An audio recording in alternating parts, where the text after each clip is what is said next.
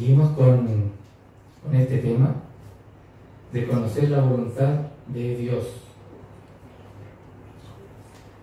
Como vimos en los domingos pasados, es un tema fundamental en la vida de todo cristiano. No podemos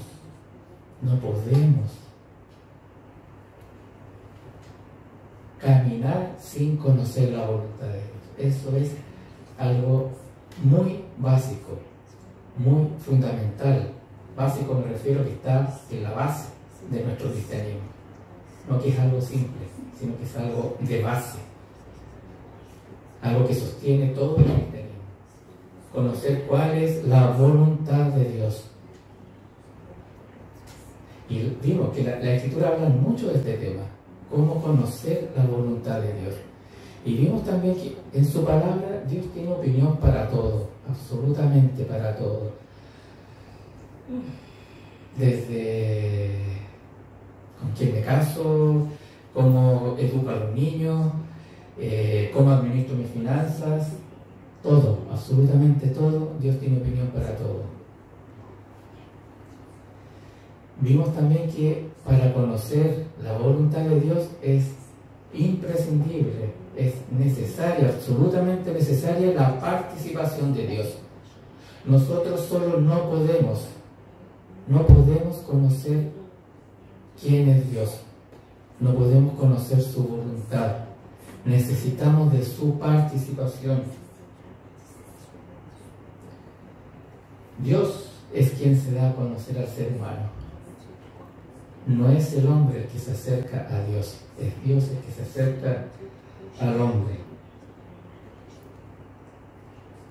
Es vital entender esto, que es Dios el que se acerca. Hace algún tiempo, Pastor Mauricio de Providencia dio un ejemplo en relación a esto.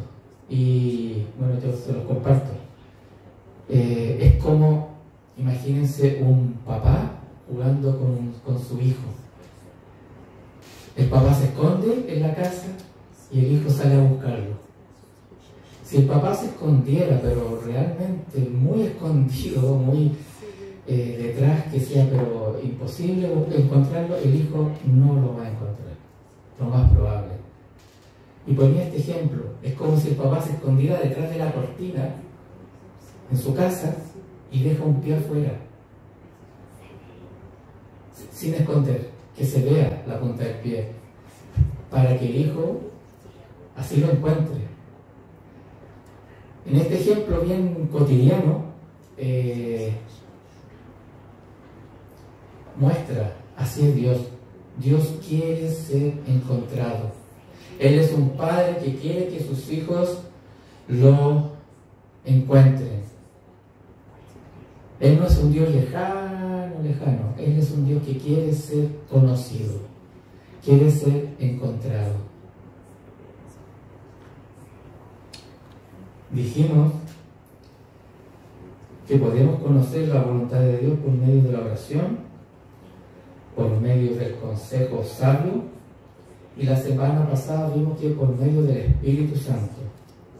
Hoy vamos a ver por medio de su palabra. Dijimos la semana pasada que es el Espíritu Santo quien revela a Jesucristo, quien nos muestra a Jesucristo. Y a su vez Jesucristo es quien revela al Padre. Él en más de alguna oportunidad dijo, el Padre y yo somos uno. Quien me conoce a mí, conoce al Padre. Así que por medio del Espíritu Santo, esto es lo que vimos la semana pasada, que podemos conocer a Dios y su voluntad. Hoy vamos a ver el cuarto punto, que es por medio de su palabra. Primero hablaremos brevemente de su palabra. ¿Cómo la conocemos? Como la Biblia, las Sagradas Escrituras o las Escrituras. Así aparece en la misma Biblia, dice. Habla de la palabra, de las Escrituras, de las Sagradas Escrituras. de las Santas Escrituras, y cuyo propósito principal de la Biblia es revelarse al hombre. Dios dejó por escrito sus principios, lo que Él opina, para que nosotros conozcamos qué es lo que Él opina. Revelar es mostrar algo que está oculto. Eso es revelar. Bueno, la Biblia fue escrita por 66 libros en un lapso de 1500 años aproximadamente por 40 autores diferentes. Obviamente había muchos que no se conocieron. De estos 40 autores, algunos eran reyes, otros pastores, un copero, había un arquitecto, un médico, en fin, de diferentes nacionalidades, diferentes culturas, nivel educacional. Imagínense, en un lapso de 1500 años aproximadamente, 40 autores distintos. Y lo milagroso de todo esto es que Dios escribió usándolos, y de estos 66 libros hablan todos el mismo tema. Hay un hilo conductor en la temática de estos 66 libros, desde Génesis y Apocalipsis, Antiguo Testamento y Nuevo Testamento, que es la salvación del hombre por Dios. El hombre necesita ser salvado por Dios por medio de la fe en Jesucristo. Y todos estos libros hablan de lo mismo. Hagan ustedes la prueba con 3 libros que hablan exactamente de lo mismo, exacto. Porque aquí vemos escrituras del Antiguo Testamento con las del Nuevo Testamento y hablan exactamente lo mismo, se complementan.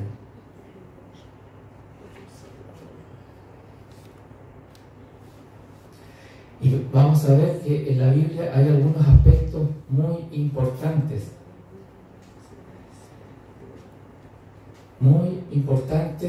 que mencionar acerca de la singularidad. Se habla de singularidad en la Biblia porque es muy singular, muy especial. Es un libro distinto a cualquier otro libro, de todos los libros que han existido en la humanidad. Vamos a ver 3 aspectos, si bien hay más, pero vamos a ver solo 3.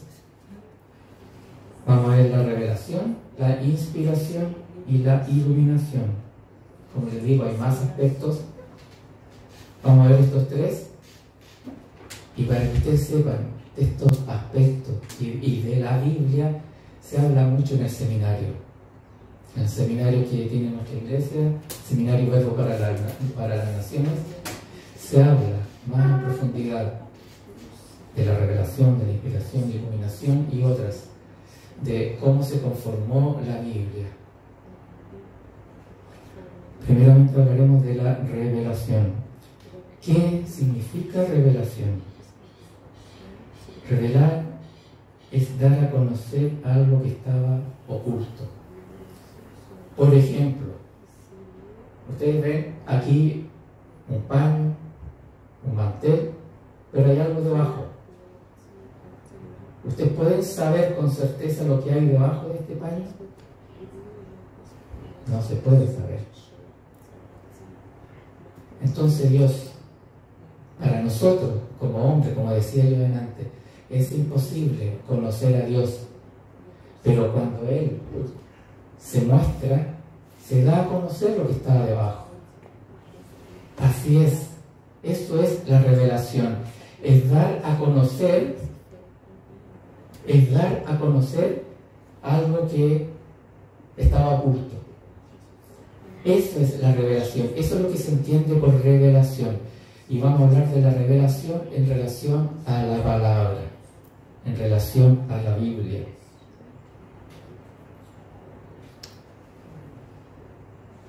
Y esto es un hecho maravilloso, extraordinario, porque Dios, el creador de todo el universo, de todas las maravillas de la creación, de lo que conocemos, incluso de lo que no conocemos, de lo que está más allá de nuestros ojos, Él se da a conocer.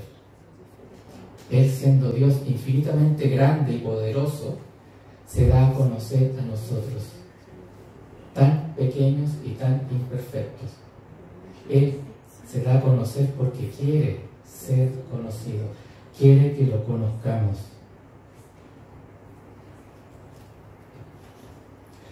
Y esto muestra su infinita misericordia. Muestra en su soberanía Él decidió. Eso es soberanía, lo que Él decide. Decidió darse a conocer a cada uno de nosotros. ¿Se dan cuenta del milagro que es la palabra? ¿Del milagro que es la Biblia? Todos tenemos acceso a tener una Biblia. Incluso hay online o por internet, aplicaciones. Hay Biblia de todos los precios. Entonces estamos todos tenemos el acceso a tener una. ¿Se dan cuenta el privilegio que tenemos de tener la revelación de Dios completa? Privilegio que no tenía Abraham, no tenía Moisés, David. Ellos no tuvieron este privilegio. Sus escrituras eran el Antiguo Testamento. En el tiempo de Jesús, de los apóstoles, las escrituras eran el Antiguo Testamento. Cuando Jesús habla de las escrituras, se está refiriendo al Antiguo Testamento. Esas eran las escrituras. Y nosotros tenemos el privilegio de tener la revelación de Dios completa, antiguo y nuevo.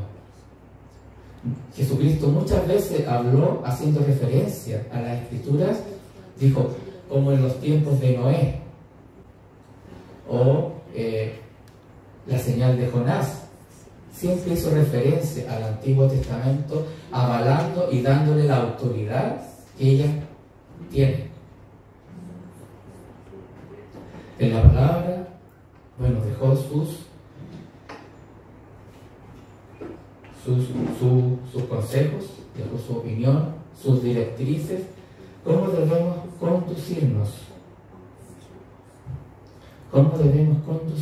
por la vida. Y su palabra está disponible para todos aquellos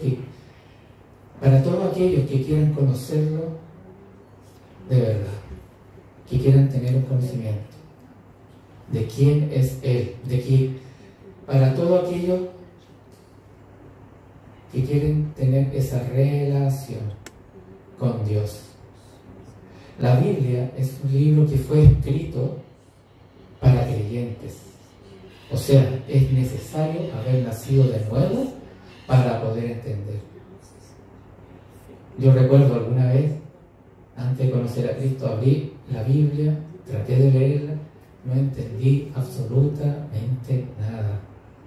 No entendí nada, porque es un libro espiritual que solamente es entendido por la persona que tiene esa relación con Cristo, donde su espíritu ha sido vivificado.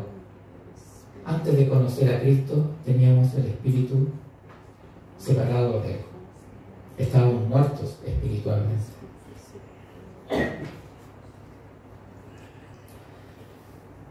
Bueno, y la Biblia, a través de los años, a través de la historia, ha sido un libro que muchos han querido hacer desaparecer. En varias épocas se quemaron ejemplares, pero Dios milagrosamente perseveró y está viva hasta nuestros días.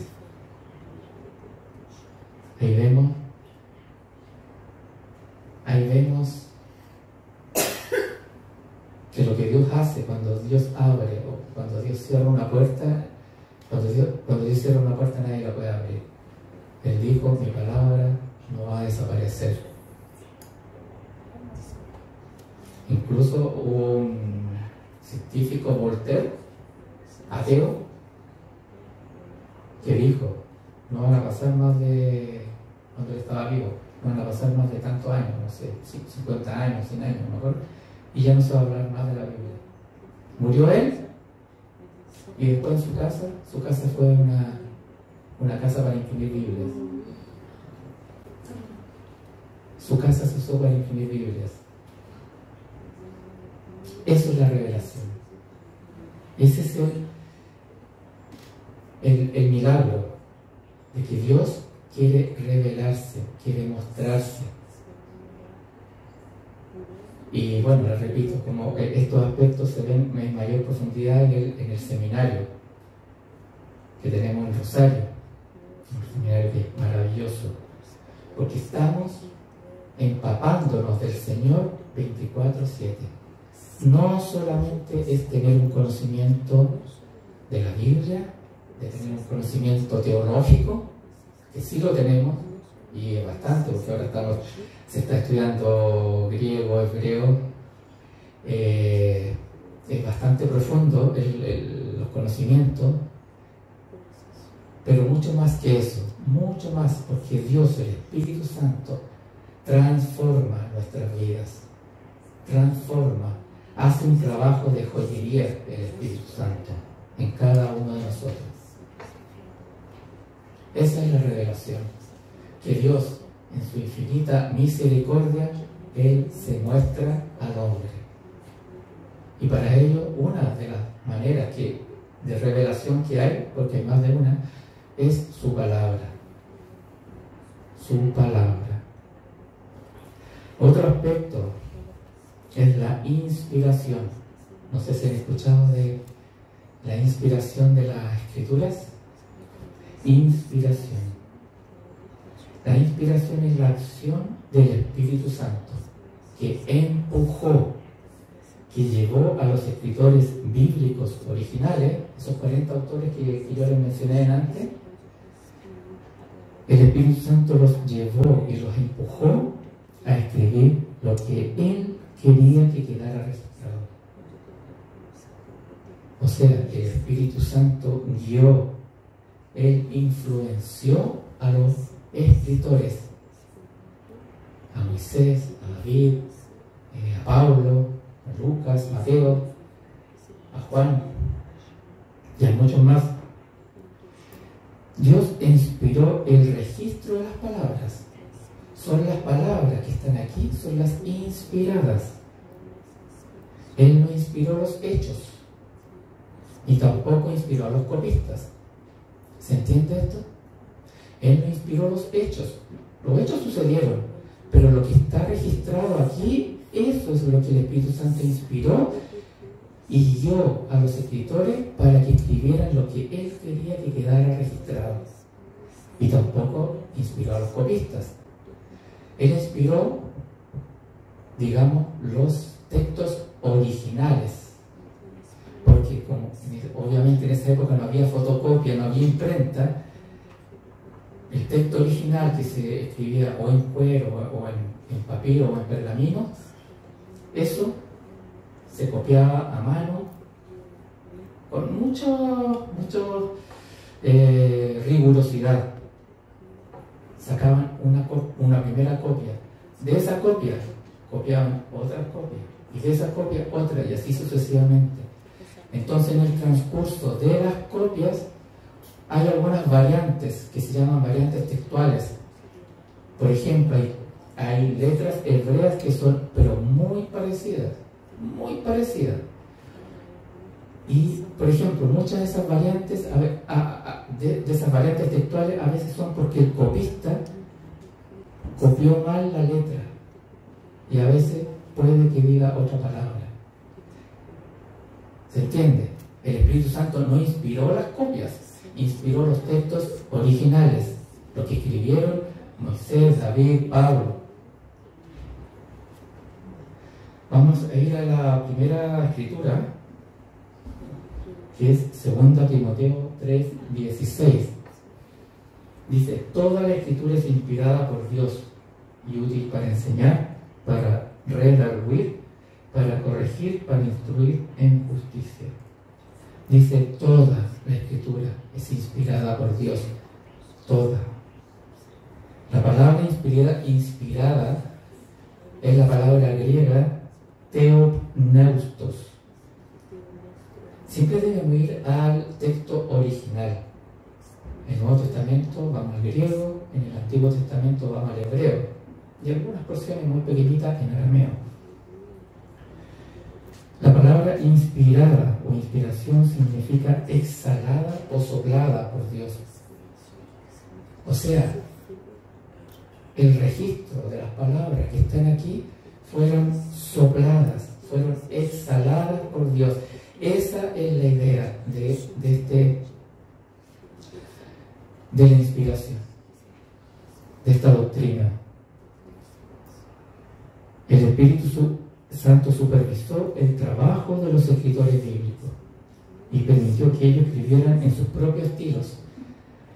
¿Se han dado cuenta ustedes que uno se puede dar cuenta si lee, por ejemplo, una carta de Pablo con la carta de Santiago? Uno ve distintos estilos de escribir, cómo cada uno escribía.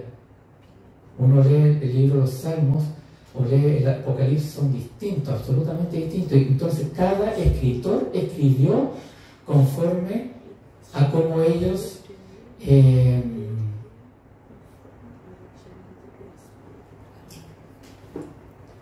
conforme a su cultura, conforme a su mente.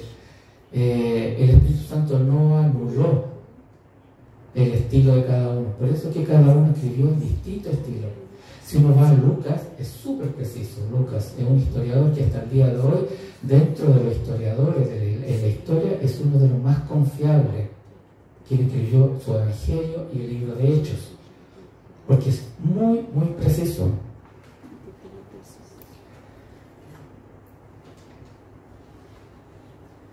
Bueno, y que el Espíritu haya supervisado el trabajo de los escritores, quiere decir que todo lo que está escrito es fidedigno a lo que ocurrió, es fiel a lo que ocurrió.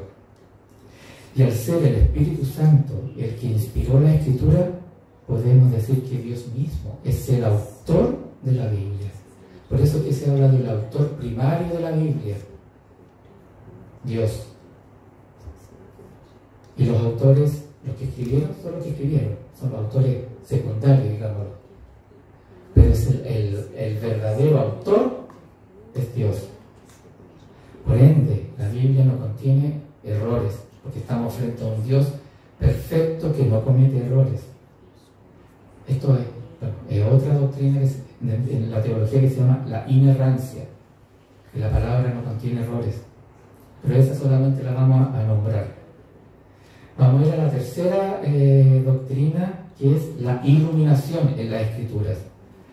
La iluminación también es el Espíritu Santo guiando al lector, guiándonos a cada uno de nosotros, los que estamos leyendo la palabra.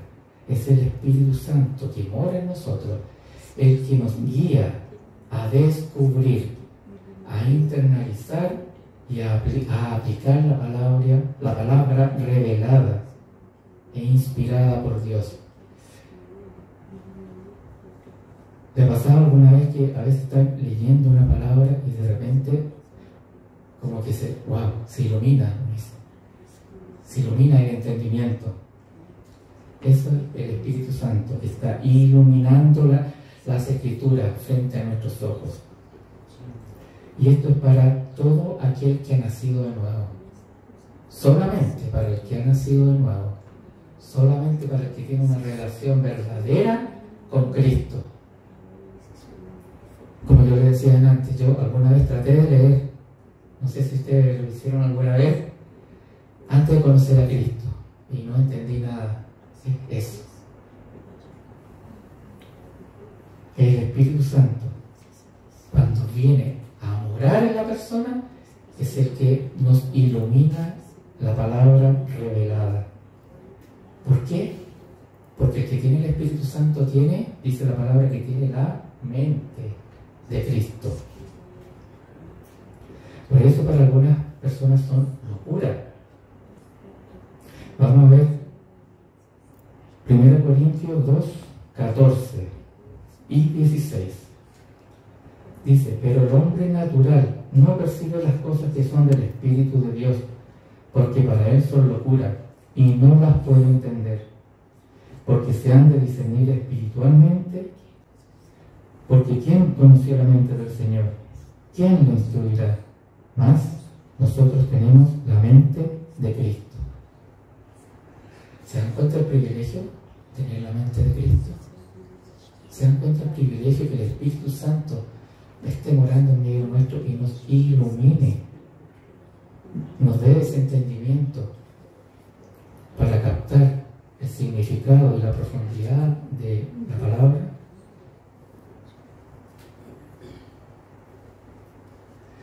Bueno, eso es lo que se llama iluminación.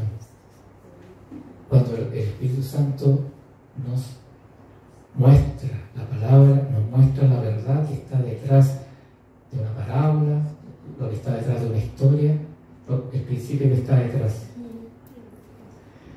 Y en el Salmo 119, 130, que es la próxima, dice: la exposición de tus palabras alumbra, hace entender a los simples. Hace entender a los simples. El Espíritu Santo nos ilumina la palabra. Bueno, hemos visto de manera muy sucinta lo que hace el Espíritu Santo por nosotros. La revelación, la inspiración, la iluminación. ¿Por qué? ¿Por qué Él hace esto? ¿Por qué Él se revela? ¿Por qué Él inspiró la palabra? ¿Por qué Él nos ilumina la palabra revelada? Porque Él quiere que lo conozcamos. Él quiere que lleguemos a conocerlo a través de su palabra. Él nos dejó su palabra. Es Él el que toma la iniciativa hacia nosotros para darse a conocer. ¿Se dan cuenta? Él toma la iniciativa, no nosotros. Nosotros andábamos en el mundo pero muy apartados de Él. Pero Él se presentó en nuestra vida de alguna manera. Alguien nos habló, alguien nos predicó, escuchamos una prédica, alguien nos habló en la calle. En fin, Él tiene muchas formas de darse a conocer. ¿Se dan cuenta lo que significa esto? Que Dios quiere darse a conocer, que Él quiere que conozcamos su voluntad. Por eso, tengamos siempre ese respeto, esa solemnidad frente a la palabra. Nunca, jamás tomemos algún versículo, alguna porción, como para hacer un chiste, una broma. Nunca, porque la palabra es santa, es palabra de Dios. Es santa, porque Él es santo. ¿Se acuerdan cuando leímos esa vez la escritura de Isaías? Cuando Isaías estaba en la presencia, el Señor le abrió el entendimiento para que Él pueda ver espiritualmente lo que estaba ocurriendo en el cielo, y vio a los ángeles que decían: santo, santo, santo. Eso, de sus atributos, ellos exaltaban su santidad, porque su santidad la que permea todos los otros atributos. Él es misericordioso, Él es amoroso, Él es fiel, Él es digno. Su misericordia es santa, su amor es santo, su fidelidad es santa. Y así, es este atributo, su santidad, es este atributo el que Él quiere que nosotros también tengamos. Por eso que nos dice: sean santos porque yo soy santo. ¿Se dan cuenta todo lo que hizo el Señor para dejarnos su palabra? Eligió a 40 personas en un lapso de 1500 años. Él no tiene problemas con el tiempo. Para Él 1500 años es como un segundo para nosotros. Y no eligió a hombres perfectos, no eligió a hombres, no. Tuvieron sus caídas.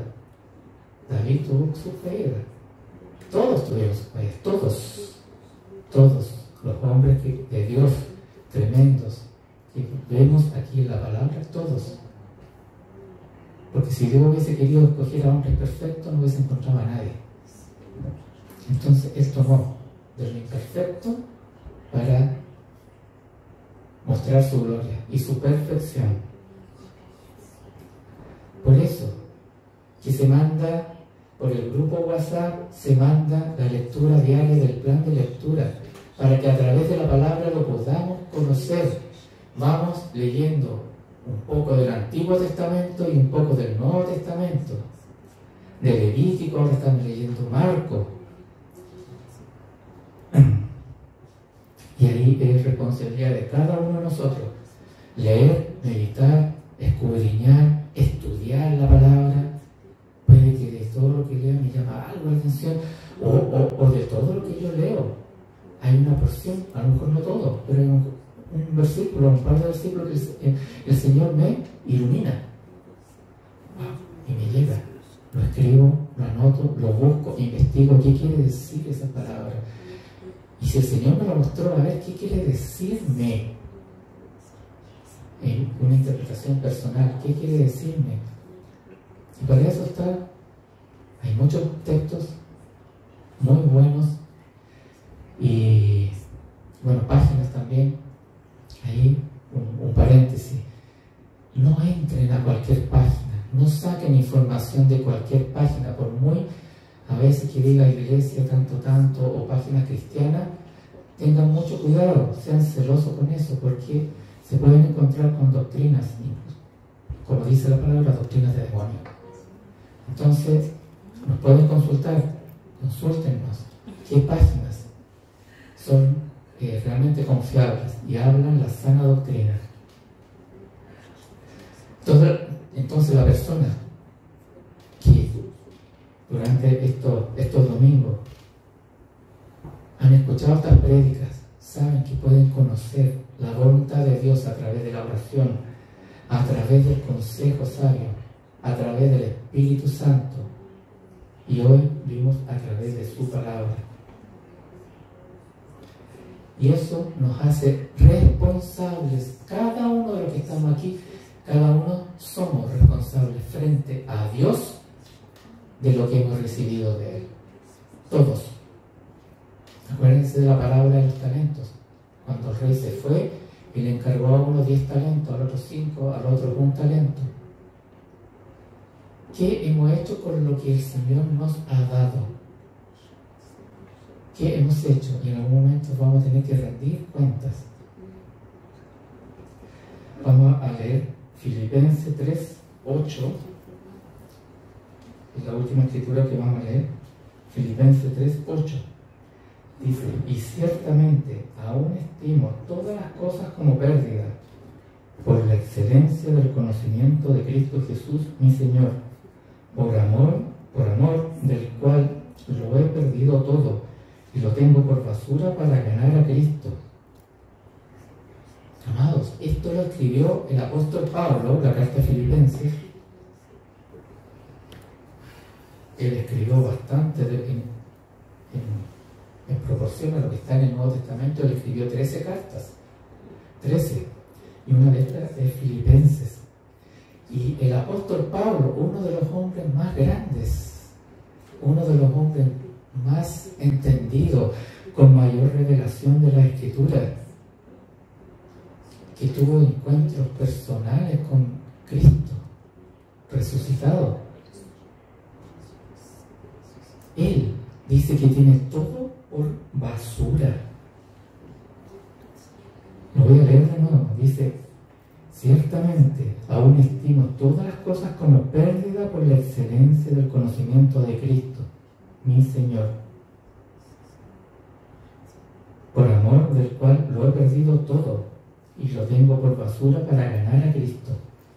O sea, si él pusiera en la balanza, en un lado, ganar a Cristo, y por el otro lado, todos sus conocimientos teológicos, porque sabía mucho él. Era, como él dice, fariseo de fariseo. Él estudió a los pies de Gamaliel. Gamaliel hasta el día de hoy es reconocido como uno de los grandes como se llama, rabinos en el judaísmo. Y él estudió a los pies de Gamaliel. Entonces pone todo su currículum acá y aquí tiene conocer a Cristo. Y todo esto él lo considera como basura. Eso no sirve de nada. Y ganar a Cristo.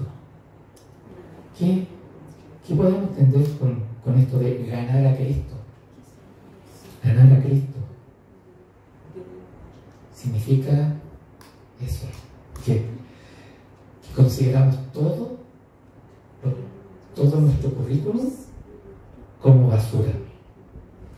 Si es que no conocemos a Cristo, eso es basura, eso no sirve absolutamente de nada.